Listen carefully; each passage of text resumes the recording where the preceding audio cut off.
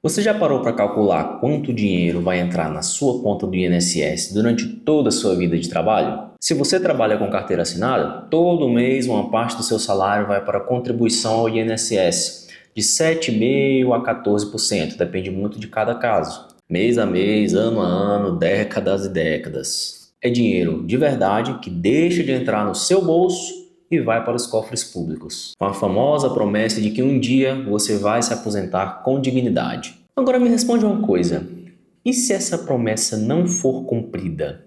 Eu não estou falando de teoria da conspiração, opinião pessimista, nada disso. Eu estou falando de projeções do próprio governo federal enviadas ao Congresso Nacional com números que qualquer pessoa pode acessar. E esses números contam uma história que ninguém quer ouvir, mas que precisa ser falada. E você? Quanto mais cedo você entender isso, mais tempo você vai ter para agir.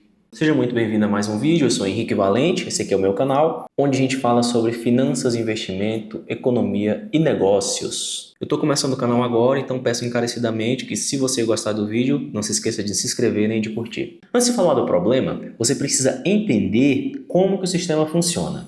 Resumidamente, o INSS funciona como uma vaquinha gigante. Os trabalhadores ativos de hoje pagam para sustentar os aposentados de hoje. Não existe uma conta no seu nome guardando o dinheiro que você contribui. Não existe um cofre lá com o seu CPF. O dinheiro que você contribui agora vai direto para pagar quem já se aposentou. E esse modelo tem até um nome técnico, que é o famoso regime de repartição simples. E ele só funciona bem quando tem uma base muito grande de jovens, principalmente, trabalhando e contribuindo para poder sustentar uma camada menor de aposentados que estão no topo dessa pirâmide. Imagina isso como uma balança. De um lado está quem contribui, do outro lado está os que recebem. Quando tem muita gente contribuindo, o lado do contribuinte fica mais pesado. Quando tem muita gente recebendo mais do que quem está contribuindo, o lado que está recebendo fica bem mais pesado. E é exatamente isso que está acontecendo com essa balança. Em 1950, trago dados para vocês aqui do IBGE, no Brasil, havia 13 pessoas em idade ativa para cada idoso acima de 65 anos. Hoje, essa projeção caiu para 6 pessoas ativas para cada idoso acima de 65 anos. E as projeções da ONU indicam que essa proporção vai continuar caindo nas próximas décadas. Menos gente pagando, mais gente recebendo, a balança está virando. E o coração desse problema, ele não tem nada a ver com política. Ele tem a ver principalmente com comportamento humano e medicina, que é a bomba demográfica. Os brasileiros estão vivendo mais. Em 1960, a expectativa de vida no Brasil era de cerca de 55 anos. Hoje está em 76 anos, quase 77, segundo o IBGE. E a projeção até 2050 é que esse número suba ainda mais e vá para 81 anos. O que é ótimo, isso é uma conquista enorme, todo mundo quer viver mais. E realmente as pessoas estão vivendo mais, com mais saúde, mais qualidade de vida, e não tem nada de errado nisso. Só que ao mesmo tempo, as famílias estão tendo muito menos filhos. Em 1960, cada mulher brasileira tinha em média 6 filhos. Hoje, essa média é de 1,57 filho por mulher, dados do IBGE também, tá? Para você ter ideia do que isso significa, o número mínimo para uma população se manter estável, sem crescer e nem diminuir, é de pelo menos 2,1 filhos por mulher. Nós estamos bem abaixo disso. O Brasil está bem abaixo disso, né? Porque lá em casa eu já estou com 3. Já passei dessa curva aqui. A minha população está crescendo, pô. Mas o resultado dessa combinação é matemático, galera. Tem menos jovens entrando no mercado de trabalho e mais idosos vivendo por mais tempo e recebendo os benefícios por mais tempo. O IBGE projeta que a população brasileira vai parar de crescer em 2047 e vai começar a encolher a partir daí. Agora pensa no impacto disso no INSS. O grupo de trabalhadores entre 25 e 39 anos, que é o coração produtivo da nossa economia, vai encolher 37% até 2070, passando de quase 49 milhões de pessoas hoje para 31 milhões. Menos contribuintes, mais beneficiários. E o rombo só vai aumentando. É justamente aqui que está um ponto que me preocupa bastante.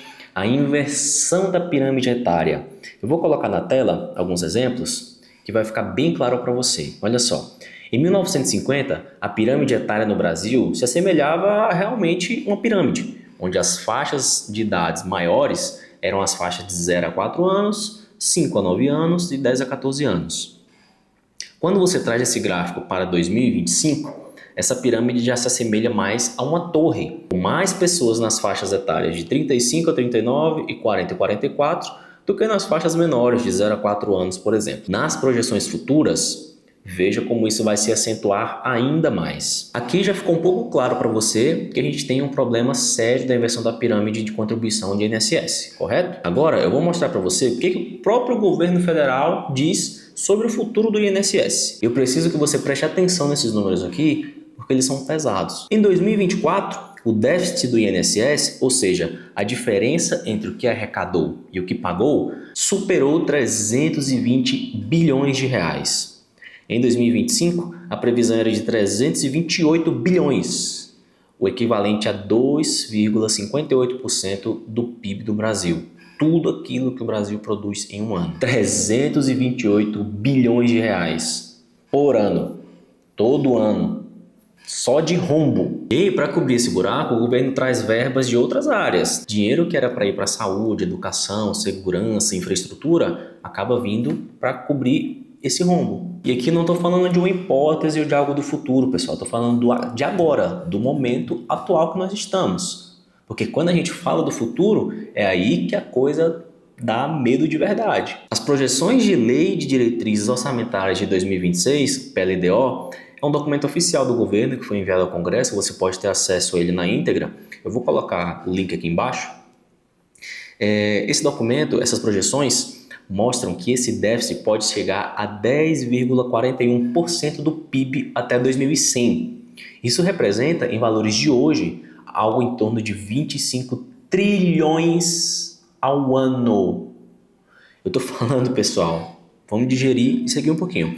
Eu estou falando que o governo pagará 25 trilhões a mais do que arrecadou em benefícios só do INSS. O presidente do TCU, Tribunal de Contas da União, foi ao ar em fevereiro de 2025 e disse textualmente que a Previdência é uma bomba que não vai parar de explodir. E completou, abre aspas, não vejo remédio concreto para reverter esse quadro, as notícias são muito desanimadoras, fecha aspas. Eu não estou falando aqui de alguém da oposição que faz sensacionalismo para criticar o governo ou coisa do tipo. Não, estou falando do presidente do principal órgão de controle das contas públicas do Brasil. Além de toda essa situação, nós ainda temos a situação do real. O real hoje está com um pouco mais de 30 anos e se a gente está falando até 2100, dado o histórico de tantas moedas que o Brasil já teve, a gente não sabe nem se o próprio real vai sobreviver até lá. Mas trazendo na realidade de hoje, essas são as projeções reais que foram feitas pelo próprio governo. O Henrique, quando você está falando que o INSS vai quebrar, mas em 2019 não teve uma reforma que mudou um monte de coisa?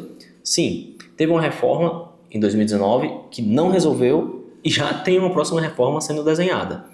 Em 2019, o governo aprovou uma reforma da Previdência que, à época, foi apresentada como uma solução para isso aqui que a gente está falando. E ela trouxe algumas mudanças reais. Estabeleceu idade mínima de 65 anos para homens e 62 anos para as mulheres, aumentou o tempo de contribuição, mudou o cálculo dos benefícios. A expectativa era de uma economia de 800 bilhões ao longo de 10 anos. Funcionou? Parcialmente. O crescimento do déficit ele foi amenizado, mas não foi interrompido, muito menos revertido. E os próprios economistas que desenharam essa reforma da Previdência de 2019 já estão trabalhando em uma nova proposta, porque os números mostram que as mudanças feitas lá não foram suficientes para garantir a sustentabilidade disso no longo prazo. E aqui está um dado que pouca gente conhece, tá? Cerca de 65% do déficit do INSS está concentrado nas aposentadorias rurais, que ocorrem 5 anos antes das urbanas e 7 anos antes no caso das mulheres. Esse ponto ficou de fora da reforma de 2019 por pressão política e é um dos maiores pontos de pressão sobre o sistema. Henrique, você está falando que as pessoas rurais não devem se aposentar? Jamais, galera, jamais. Eu quero que todo mundo se aposente e eu quero que todo mundo se aposente com dignidade. É por isso que eu estou fazendo esse vídeo aqui, para que quem possa ver, quem tem olhos, que veja. Além disso, tem também o MEI, que é o microempreendedor individual. O MEI, eles representam quase 12% dos contribuintes, mas responde a apenas apenas 1% da arrecadação, porque o MEI contribui muito pouco pela natureza da sua operação e tem benefícios plenos, igual a qualquer outra pessoa que contribuiu bem mais. O modelo de MEI especificamente foi criado para incluir trabalhadores informais na Previdência e criou uma distorção que já começa a pressionar um pouco esse caixa de uma forma significativa. O fato é que a conta não está fechando. Agora vamos sair desses números, de toda essa base teórica e vamos trazer isso para a sua vida. O que é que muda no seu caso? Se você tem menos de 40 anos, você precisa ouvir com atenção o que eu vou falar. Até hoje, a aposentadoria pelo INSS foi, para a maioria dos brasileiros, a única fonte de renda na velhice. Você trabalha, contribui, se aposenta e recebe seu benefício lá na frente. Simples assim. Mas o que os dados mostram é que esse sistema vai precisar de mais reformas. E essas reformas vão significar trabalhar por mais tempo, contribuir por mais tempo, em muitos casos receber um benefício menor com proporção do que você ganhava quando trabalhava. E um dos motivos que eu decidi gravar esse vídeo foi justamente porque eu, na minha casa, vivi uma situação muito parecida como essa. A minha mãe, por mais de 13 anos, contribuiu com o dobro do mínimo necessário para tentar se aposentar com 2 salários, com um pouquinho mais de aposentadoria. E depois de 13 anos contribuindo sem errar nem um mês, ao se aposentar, a minha mãe simplesmente recebeu apenas um salário. Toda aquela contribuição a mais que ela deu simplesmente foi para o ralo. E quando eu falo que você vai precisar trabalhar mais tempo, contribuir mais para receber menos, é porque já aconteceu um pouco disso na reforma de 2019. Antes era possível se aposentar por tempo de contribuição, que era 35 anos para homens e 30 anos para mulheres, sem necessidade de idade mínima. Um homem que começasse a trabalhar com 18 anos, por exemplo, conseguia se aposentar aos 53. Inclusive foi a forma que minha mãe se aposentou. Ela começou a trabalhar com 14 anos e se aposentou próximo dos 50. Mas desde 2019, isso não existe mais para quem ainda não tinha cumprido esses requisitos. Hoje, a regra geral exige pelo menos 65 para homens e 62 anos para as mulheres. E a próxima reforma, que está sendo discutida nos bastidores, provavelmente vai elevar ainda mais essa régua. Tanto pelo fato de você precisar contribuir mais, precisar trabalhar mais tempo, como pelo fato de que a expectativa de vida continua subindo também. Mais uma vez eu falo, eu não vou entrar no mérito aqui do que é certo, do que é errado, se tem que reformar, se não tem que reformar. O fato é que a conta não está fechando. Você, como trabalhador, como contribuinte, como uma pessoa que está vendo esse vídeo e ainda tem tempo para fazer alguma coisa sobre, deve se proteger e procurar uma via alternativa. E é para isso que eu estou fazendo esse vídeo. Pensando de forma bem realista hoje, se você tem 30 anos, por exemplo, quando você for se aposentar, provavelmente as regras terão mudado mais de uma vez, inclusive. O benefício que você conhece hoje, que está sendo distribuído hoje para os aposentados, pode ser muito menor. E lá na frente, o sistema ainda vai estar muito mais pressionado pela inversão da curva da pirâmide etária que eu falei para vocês. Isso aqui não é sensacionalismo, é matemática. Mas tem saída, Henrique? O que eu posso fazer, meu irmão? Vamos lá. Dito tudo isso, eu vou ser bem honesto com você. Não existe solução fácil para o problema do INSS. Economistas sérios e renomados já debatem esse tema há anos e nunca veio uma proposta para resolver de fato o problema sem um alto custo político ou social. Mas existe uma coisa que você pode sim controlar. E eu diria que, graças a Deus, é a mais importante dela. Você pode simplesmente não depender do INSS para a sua aposentadoria. Alguns países já passaram por esse processo antes do Brasil. Japão, Alemanha, Itália, Suécia. E esses países construíram sistemas previdenciários com múltiplos pilares. O sistema público é um deles, mas só um deles. Tem muitas outras frentes que os cidadãos podem investir, podem correr atrás para ter outras fontes de aposentadoria. Aí a gente fala de previdência complementar, previdência fechada, né, de fundo fechado, investimentos de longo prazo, reservas individuais.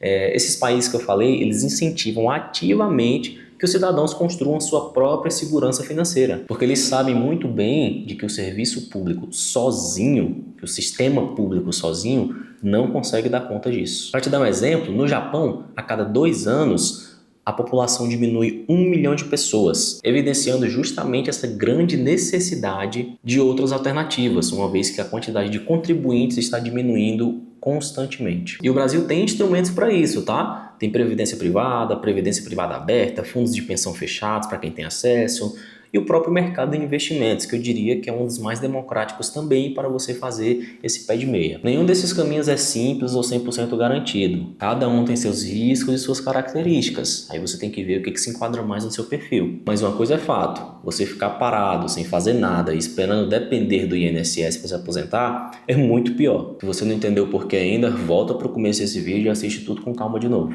Essa aí é a aposta mais arriscada de todas. Para resumir, o que você precisa carregar desse vídeo na sua mente. O INSS, ele não vai quebrar amanhã, mas o sistema está estruturalmente desequilibrado. E esse desequilíbrio só vai aumentando à medida que o Brasil vai envelhecendo, à medida que o tempo vai passando. E o próprio governo reconhece isso. O próprio TCU reconhece isso. Os próprios economistas que fizeram a reforma da Previdência de 2019 reconhecem que ela não foi o suficiente para resolver. Mais reformas virão, as regras do jogo vão mudar mais de uma vez provavelmente, e quem não se preparar para isso vai chegar à sua aposentadoria dependendo de um sistema que muito provavelmente vai entregar muito menos do que aquilo que te prometeu, como aconteceu com minha mãe, por exemplo. A questão toda aqui não é se o INSS terá problemas, porque isso é um fato, ele já está tendo.